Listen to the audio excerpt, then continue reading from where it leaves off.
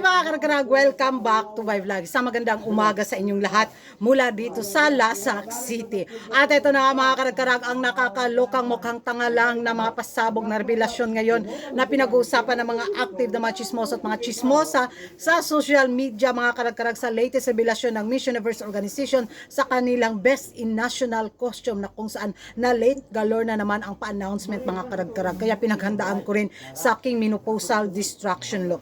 Flower Festival tayo for today's chismisan. Dahil eto na nga, ayun na, nagkawindang-windang na naman ang ating mga kapitbahay na taga Milky Way at taga Black Hole sa latest pasabog na nanalo ng back-to-back ang pin sa Best in National Costume sa Miss Universe 2024. Last year nanalo tayo kay Michelle D, ngayon na naman kay Chelsea manalo.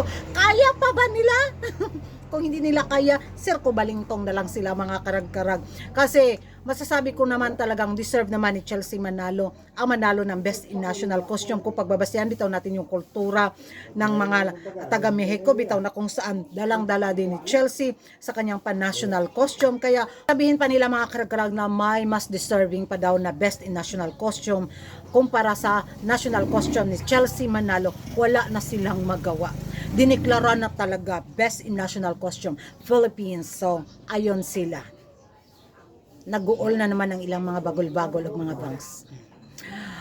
Another pakonsuelo galore na naman yung banat nila, mga karag-karag. Hindi pa daw nakontento ang pins sa pakonsuelo galore na binigay ng Miss Universe Organization bilang Best Miss Universe Asia. Tapos ngayon, eto na naman daw ang Best in National Costume.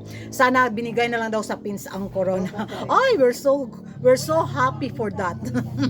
Sayang nga lang, hindi binigay sa amin yung corona. How much more pa kaya kung nasa amin ang corona? Tapos hakot award kami. Ano na, big tea kayo, galon. Gigil ako sa kanila, mga karag-karag. Tayo parang, ay, another award na naman ang nakuha ng pins. Sila talagang yamot na kay sila ba nagana. Nagod ang ilang mga simod sa social score, bitang Philippines. Ang sarap nilang asarin, sa totoo lang.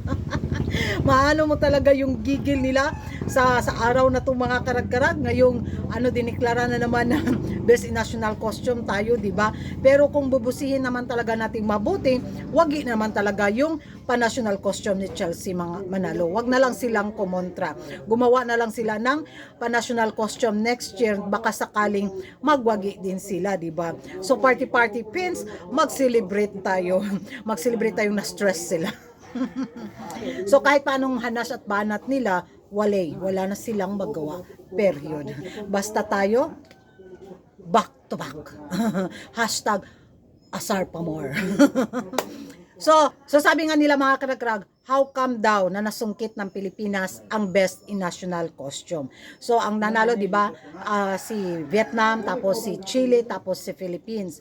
So meron pa daw mga bunggahang pa national costume na deserve daw sana sa mga spot na to. Pero masyado daw mekos-mekos ang Miss Universe Organization. Mas pinili daw ang pins para daw hindi mawala ang amor ng mga beauty pageant lovers na mga Filipino sa Miss Universe pageant. Dahil kung mawala daw ang amor, yung kilig ng mga Pinoy sa Miss Universe, baka daw wala ng hindi daw masyadong maging maingay ang Miss Universe 2025 next year. So ginawa daw ito ng Miss Universe Organization para kunin at panalat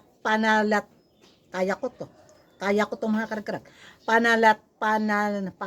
Magstay bitaw, in English na lang nato yung loob ng mga Pinoy sa era ni Sitang at saka ni Raul. So, okay lang naman sa amin kahit hindi namin masungkit yung corona. Basta, makita namin na deserve yung kandidata namin sa spot na yon.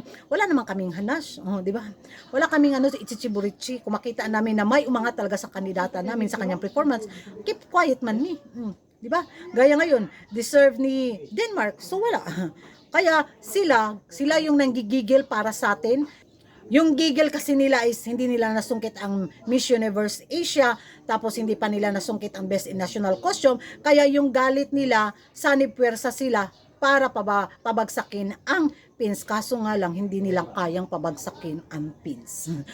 yun lang yung hindi nila kayang gawin. Dahil once kung ang pins ang mawala sa sa sirkulasyon ng Miss Universe, isa sa nagpapaingay sa papageant na to, ewan ko na lang kung saan kangkungan pupulutin ang Miss Universe.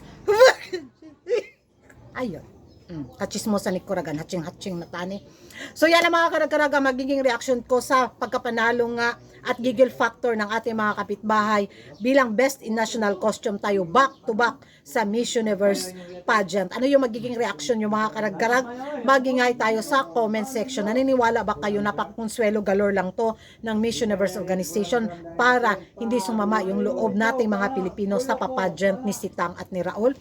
Comment down below at hindi ka pa nakapag-subscribe sa YouTube channel ko. Don't forget to like and subscribe. Kuragan Karag, ang babaeng lagi nagkarag-karag. And see you in my next vlog. Bye-bye!